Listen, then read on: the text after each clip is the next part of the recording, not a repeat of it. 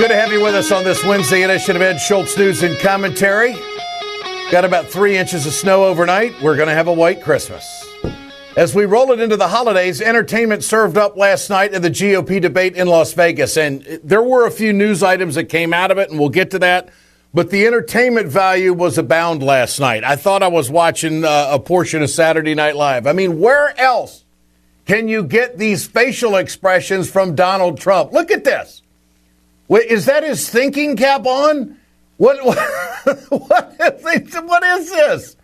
I mean, he just distorts his face. I mean, I can't listen to whoever is talking because I'm fixated on watching Trump and see what the next innovative facial expression we're going to get. And it didn't stop with Trump. We had the renaming of the head of the RNC. Listen to this. Now, because I spoke to Reince Priebus and he assured me. Who? I thought his name was Reince Priebus.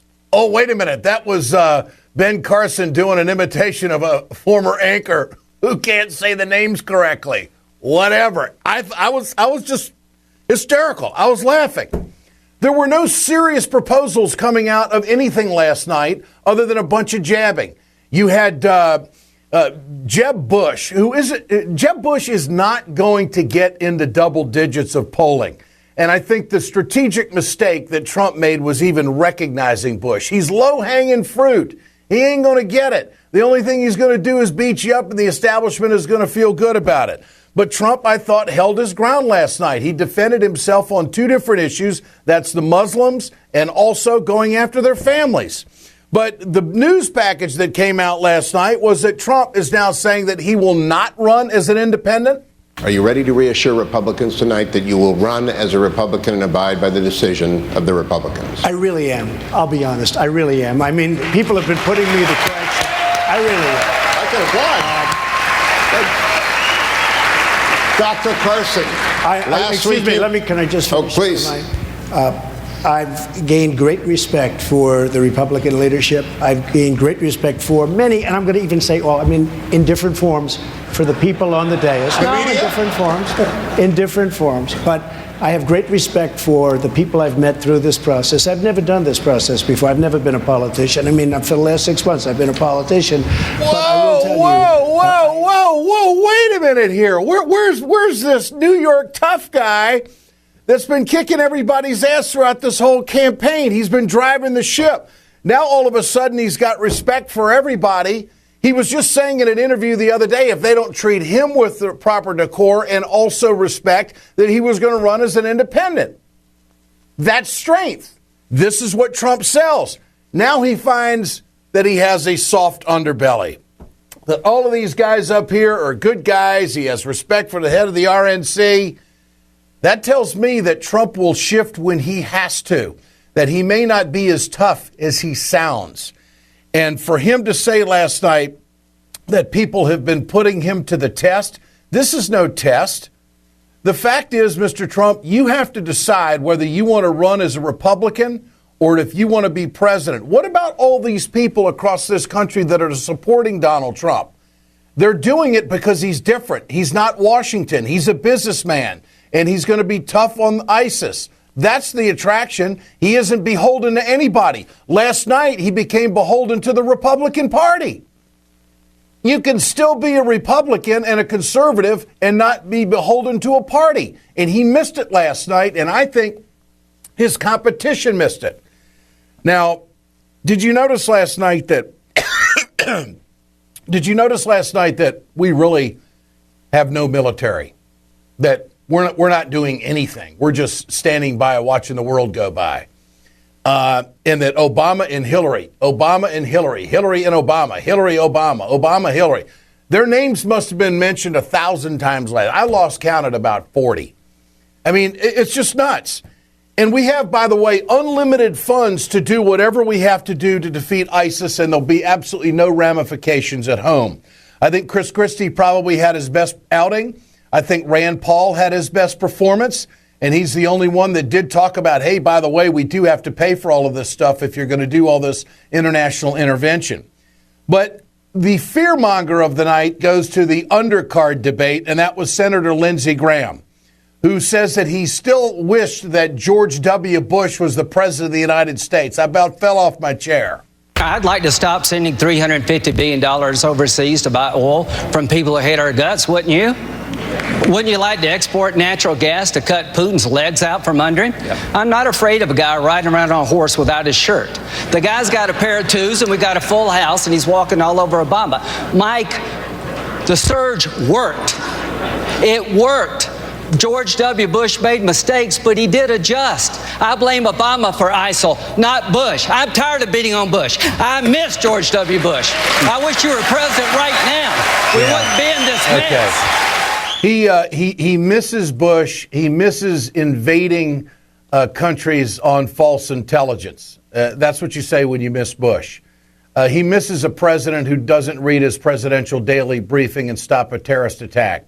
Now, last night, Lindsey Graham says that we are going to get hit again, that it is going to happen unless, of course, he's president of the United States. Now, there has to be a little correction here. Last night, the Republicans tried to pin everything on Obama. Let's remember two elections that Obama made it very clear that he was going to get us out of Iraq. And he was willing to leave troops in Iraq if we had come to a status forces agreement. And Lindsey Graham is forgetting this. And the reason why we did not have a status forces agreement is because of that nut job and that hood that Bush put in there, Maliki. Maliki wanted sovereignty over American troops.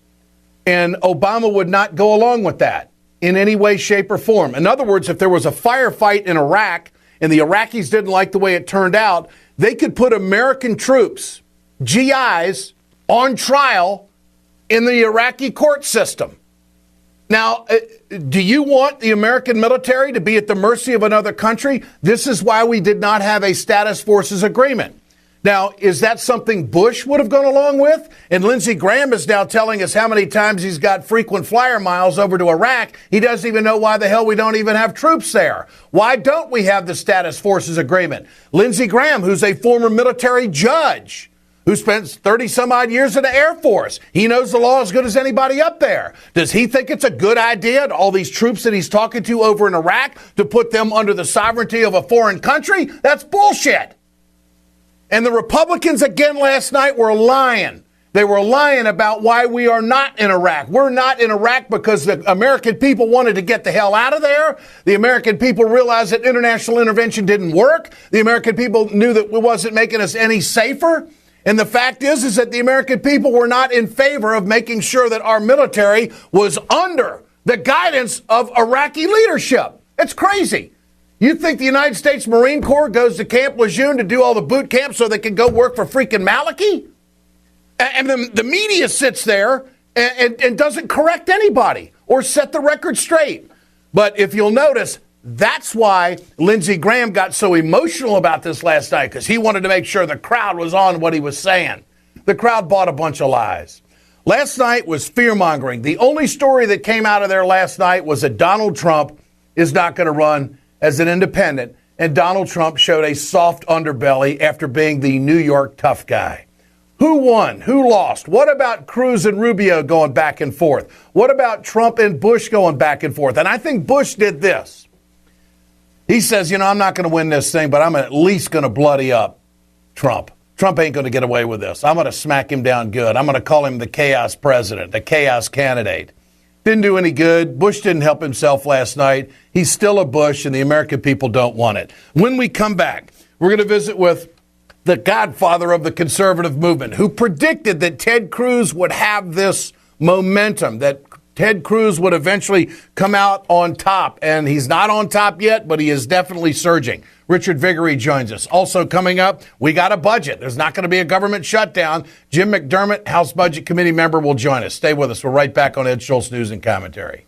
Hey, folks, you've heard me talk about BioGreen Clean. I'm going to show you right now on my airplane just how tough this is. I want you to keep in mind, chemical-free, 100% plant-derived, biodegradable. It is the safest cleaner that you can get, and it's the most effective. Go to our website, wegoted.com, or go to biogreenclean.com, www.biogreenclean, and order today.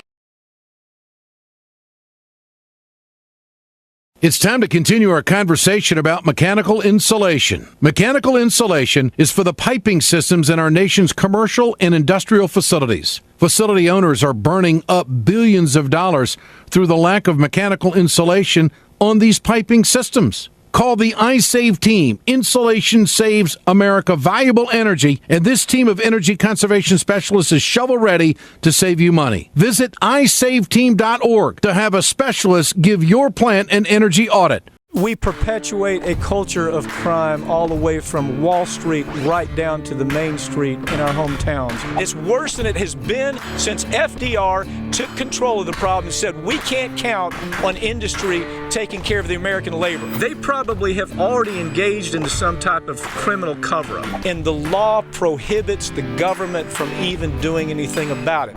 Catch America's lawyer Mike Papantonio on YouTube at youtube.com/GoLeftTV. Communication Workers of America, Alliance for American Manufacturing, Bio Green Clean, and the iSave team bring you Ed Schultz news and commentary Monday through Friday. On the heels of the big debate last night, is there going to be a breakout candidate that is seriously going to challenge Donald Trump? Now, the polling in Iowa, very close. One poll shows that Trump has a 1-point lead. Another one says that Cruz is up by 10. The national poll you can't argue with, 41% to 14% to his closest challenger, and that would be Trump, and then to Cruz. But it was Cruz and Rubio who had quite a battle last night. And the conservatives have been watching this closely, wondering when this simmering was going to catch fire. Bottom line here is that the Gang of Eight seems to be haunting Marco Rubio. That the work he did with Chuck Schumer on the Gang of Eight dealing with immigration reform and then reversing his position is something the conservative movement will not allow him to forget. In the meantime, you have got Ted Cruz, who is saying different things about the immigration reform. Let's go to the sparring that they had last night on this issue. After 10 years in that probationary status where all they have is a work permit, I personally am open to allowing people to apply for a green card. That may not be a majority position in my party, but that's down the road. There was a time for choosing, as Reagan put it, where there was a battle over amnesty, and some chose, like Senator Rubio, to stand with Barack Obama and Chuck Schumer and support a massive amnesty plan. I'm always puzzled by his attack on this issue. Ted, you support legalizing people who are in this country illegally. Ted Cruz supported a 500% increase in the number of H-1B visas, the guest workers that are allowed into this country, and Ted supports doubling the number of green cards. I understand that Marco wants to raise confusion. It is not accurate what he just said, that I supported legalization. Indeed, I led the fight against his legalization and amnesty bill. And you know, there was one commentator that put it this way, that for Marco to suggest our record's the same, it is like suggesting the fireman and the arsonist have the same record because they're both at the scene of the fire. He was fighting to grant amnesty and not to secure the border. I was fighting to secure the border. Does Ted Cruz rule out ever legalizing people that are in this country illegally now? Senator Cruz? I have never supported legalization. Do you rule it out? I have never supported legalization, and I do not intend to support legalization. That was the key phrase in that whole thing. That's the most definition that we've had on Ted Cruz when it comes to immigration. So where does this sit in the conservative movement? Richard Viguerie joins us. He's the godfather of the conservative movement, been around many, many decades around this kind of stuff, and he's the chairman of the conservativehq.com. Mr. Viguerie, good to have you with us. Good to be with you as always, Ed. What you predicted on this show some months ago that Ted Cruz would be the one that would break out. He seems to be breaking out. But what did you think of that exchange last night between he and Rubio? Well, it was a positive for Cruz and a negative for Rubio. It plays to the brand. I mean, he came on the scene as a Tea Party conservative after the 2010 election, but he quickly began to move into the establishment arena, and that Gang of Eight has just, from a marketing standpoint, which is what I do, he's been branded, and he's got that brand over him, and all last night's exchanges back and forth was to reinforce that very negative brand and when you're running in the Republican primaries. So he took a hit last night, no question about it. So do you think Rubio can rehabilitate himself on this issue with the Gang of Eight baggage that he's got? Well, The way I see it, Ed, is for all intents and purposes, it's really a three-person race right now. I think Carson is really, the walking dead, so to speak. So it's Rubio, Cruz, and Trump. And I think when the race really gets heated, March, April, I think Trump will slip away, and you'll have a two-person race. Rubio on the establishment side, and Cruz for the conservatives. And when it comes down to a two-person race between Rubio and Cruz, it's not really a fair fight because the conservatives, I think, will run away with that fight. This is a very interesting race. We've not had this in my lifetime, literally in my lifetime, where the establishment vote was so divided at the presidential level. We've got 4, 5, maybe 6 candidates fighting for that establishment vote there, which is only about 25-30% in the Republican primaries. And then the conservatives have always been divided in many ways. This time the conservatives are moving strongly to support Cruz, and so I think by April, Trump will have been gone, and it'll be a two-person race, and I think Cruz at the end of the day will kind of walk away with it comfortably, I think. Okay. Did Cruz seal it last night with this statement, "I have never supported legalization, and I do not intend to support legalization"? Is that strong enough for you? Well, it certainly is strong enough for conservatives. I don't know if you could say it sealed it, but it certainly was a help, and I think that it reinforces the dividing line. And unfortunately for Rubio, Trump being in the race this year has really made immigration, illegal immigration, the border control, etc., a big issue in Republican primaries. And so if Trump had never been in the race, Rubio would probably be doing much better right now. But I think as long as Trump is where he is in the polls, it's going to make it very, very difficult to nominate a Rubio. That's the number one issue, it seems like, in this campaign right now. And I don't know how the Republican Party nominates Rubio with that being such a dominant issue. Let's talk about Donald Trump. He seems to be gaining in the polls nationally. His position on not allowing some Muslims into the country until we, quote, get our act together, also going after terrorist families. He backed that up again last night. But his shift is that he says now that he will not run as an independent, which tells me that maybe he isn't as strong as he appears to be.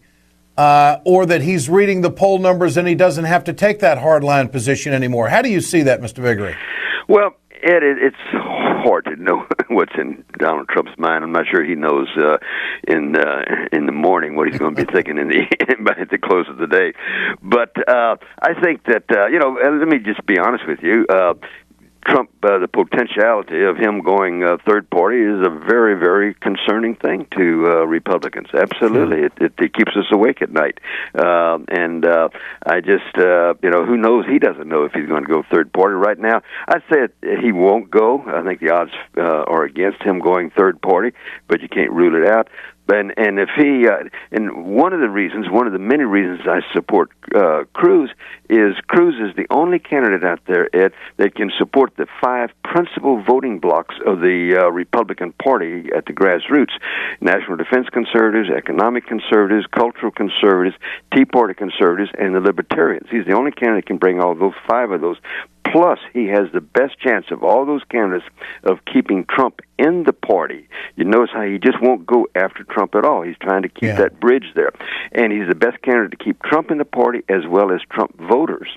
So it's looking pretty good right now for Well, it was Cruz. interesting how Trump did not go after Cruz last night after saying previously in the week that he didn't have the temperament and criticized his performance on the United States Senate floor.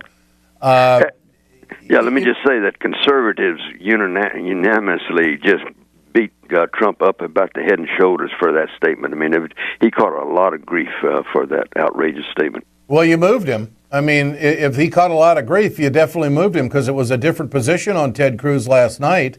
He had the world watching, and he didn't say the same thing.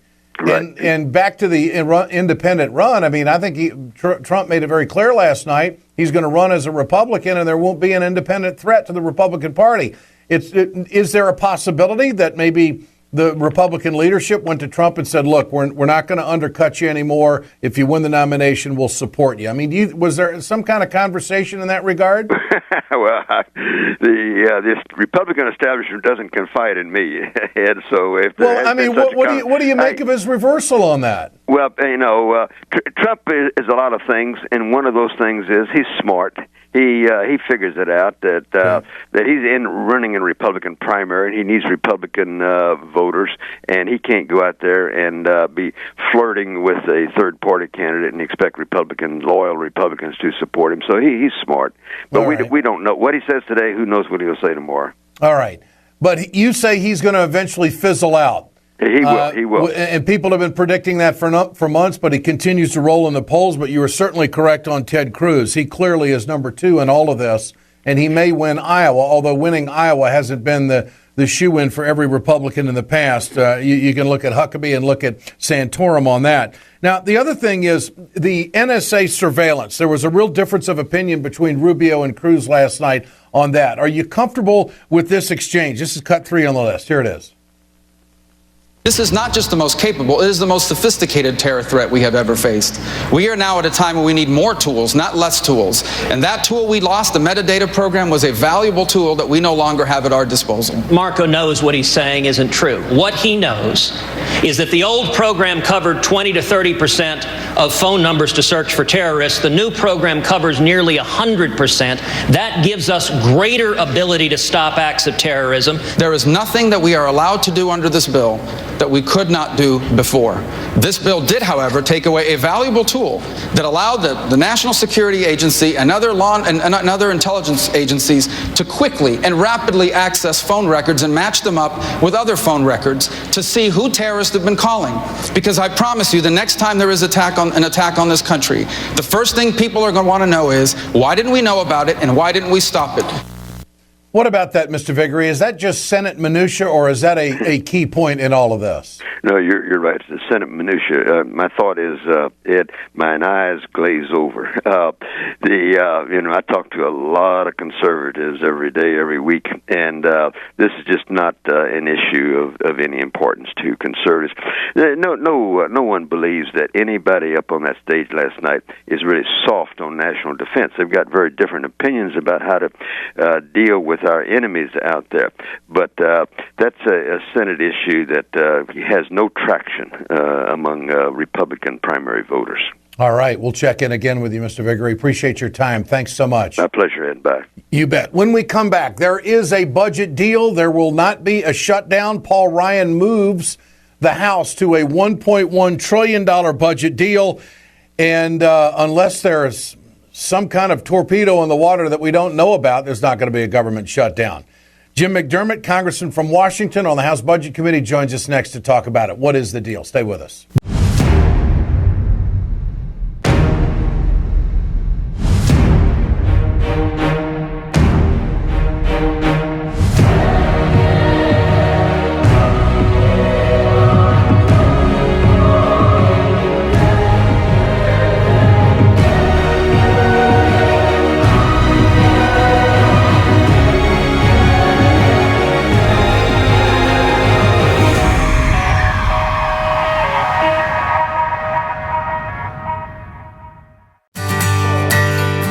From the steel mills of Pennsylvania, to the auto factories of Michigan, to the modern makers movement, manufacturing makes our nation great. I'm Scott Paul, President of the Alliance for American Manufacturing. We bring business and labor together to advocate for policies that everyone can agree on. Together, we can strengthen manufacturing and create good-paying American jobs. Help us keep it made in America.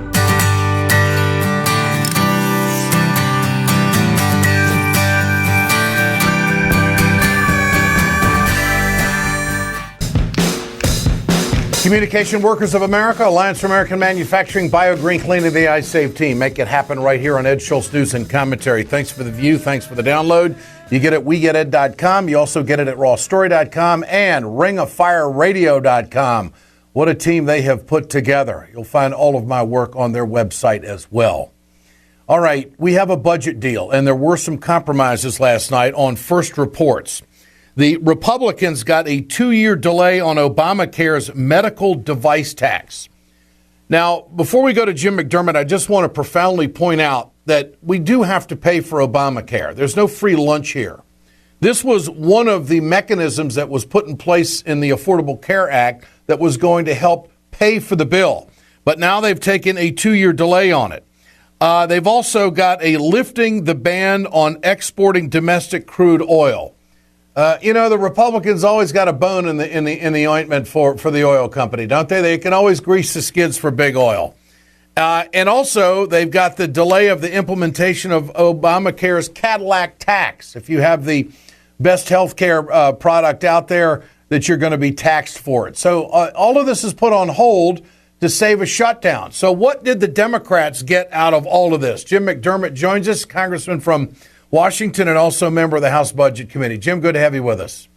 Good morning, Ed. How are you? Very good. First of all, is this a new opportunity with Ryan? Did Ryan get anything done here? Is this formidable as you see it, as opposed to what Boehner would have done?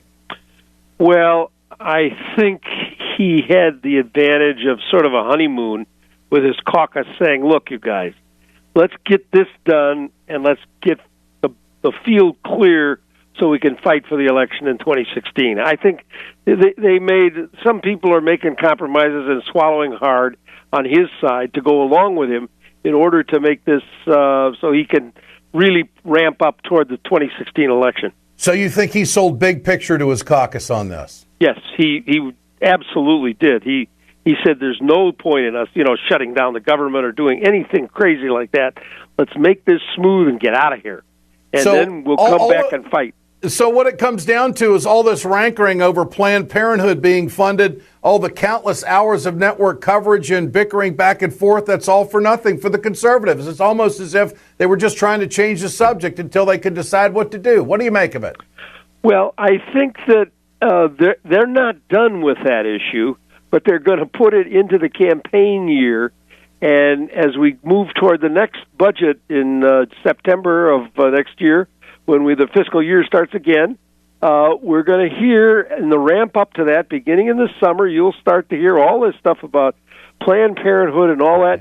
The thing that's most worrisome about what this bill does is that it is setting the stage for big increases in premiums in 2016 or 2017 in the Affordable Care Act. You are, by doing some of the things that have been done by Cruz, Rubio. Rubio had an amendment in there that takes away the sort of cushion for the insurance companies.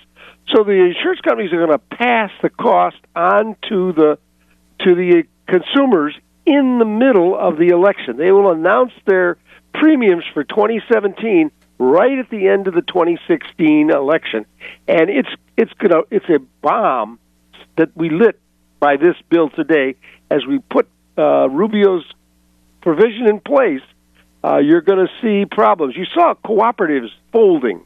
Mm-hmm. That's because we took away the support for insurance companies, and the insurance companies are going to do it by passing it on to the consumers toward the end of the year.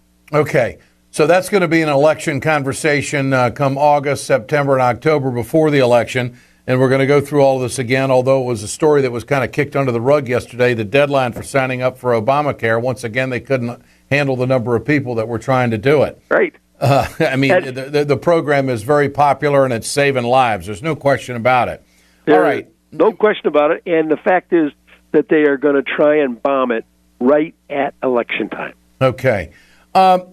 What about kicking the can down the road on paying for it with a medical device tax? I know that there's been a lot of lobbying on the part of the manufacturers to make sure that they don't have to bite the bullet on this, but there's a price to pay on this, isn't there? As you go down the road, there will be less money, and so the Republican candidates for president will saying, we have to repeal Obamacare. It's costing way more than we have coming in, not admitting that, in fact, they've cut away the revenue from the program. I mean, they take away the revenue, and then they go down the street and say, see, there isn't enough revenue to pay for this. It's so transparent. Well, And lifting the ban on exporting domestic crude as if we don't have enough oil on the world market right now. I mean, the Republicans can't do anything with the budget unless they got a big bone for big oil. You know what I mean? I mean, it's just how do you view that? Well, they extracted that ban lift because the Democrats said we want to continue to have the programs that will support wind and solar.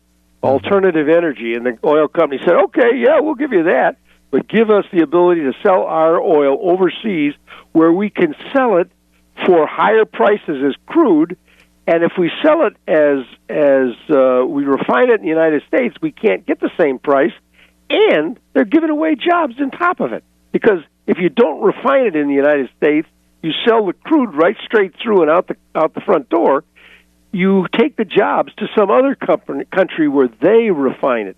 So it's a job loss, and it's more money for the oil companies in exchange for a little bit of something for solar and wind. Congressman Jim McDermott with us. He's a member of the House Budget Committee. I can't let you go until I ask you about the big show last night, the GOP debate. I'm sure you're aware that we don't have a military at all. Nobody's doing anything to stop terrorism. I mean, and you're on the House Budget Committee. All these Republicans up there are pontificating on what we're not doing. And if they're president, they, of course, will keep us safe. And we don't have to worry about paying for any of this. In fact, the only one that mentioned anything about the budget last night was Rand Paul. And I give him credit for that. I mean, when it comes to military, they've just got an unlimited budget. Now, if I'm wrong, Congressman, tell me. But there was a sizable increase in the defense budget under President Obama. You didn't hear that last night. All you heard was all these military cuts and how weak we are since the 1950s. I want you to package that for us. What do you think? Well, I think this last night was an amazing warmongering debate. There was endless warmongering. Rand Paul stood out by the fact that he did not join in that. There was almost no recognition of this all started under George Bush Jr., it's sort of like Obama arrived and suddenly the world fell apart. Yeah. And this problem was handed to him by Republicans under Bush. And last night you would think that he had done everything wrong. I think the president has done the best job you can in trying not to get us into a new next world war. You heard people talking about, are you willing to shoot down Russian planes? Are you willing to bomb villages flat? I mean, they're killing. The conversation was horrendous if you're listening to it as a Muslim and thinking they're going to bomb our city flat like they did Leipzig in the Second World War. This was a horrible debate, but on the other hand, it was good to demonstrate to the American people what the Republicans are really all about. They're about making war. They are about making war, and they just can't get enough testosterone thrown out on the screen, that's for sure. But here's the one thing that really got me, Congressman McDermott, was how disingenuous Lindsey Graham was last night. We do not have forces in Iraq because the American people voted for Obama. They wanted out of Iraq. He was elected and then reelected, and he never changed his position. We will end the war in Iraq. That was very clear during the election. The second thing is, and most important, is that we didn't have a status forces agreement because we would have lost our sovereignty, and if there had been a firefight that the Iraqis didn't like, American GIs would be where? They would be in an Iraqi court defending themselves, and Obama and the military leaders were not going to go along with that. Now, am I wrong on that, or am I right on that? And I can't believe that Lindsey Graham last night is saying that he still wishes George W. Bush was president of the United States. I mean, it's a status forces agreement that didn't happen because our troops would have lost their legal sovereignty, correct? Absolutely. You took the words out of my mouth. The president wanted to keep some people in Iraq. But in order to do that, you have to have an agreement between our government and the Iraqi government on status of our forces. Are they going to be tried under American law, or are they going to be tried under Iraqi law? And the Iranian government of Iraq said, we will not give you a status of forces agreement. So the president, the only thing he could do to protect his troops was take them out of the country. Yeah, exactly. We would have seen American servicemen in Iraqi courts and at the mercy of Iraqi defense. And that's unbelievable. And I cannot believe, of all people, Lindsey Graham, a lawyer and former military judge, allows that to slip out. And then, oh, by the way, says he wishes Bush was still president. I mean, talk about losing all credibility. Jim, have a great holiday, Congressman. Great to have you with us, Congressman McDermott. We'll see you after the first of the year. All right. Thank you. Same to you. This is Ed Schultz News and Commentary, brought to you by Communication Workers of America, Alliance for American Manufacturing, BioGreen Clean, and the iSave team. We're back tomorrow.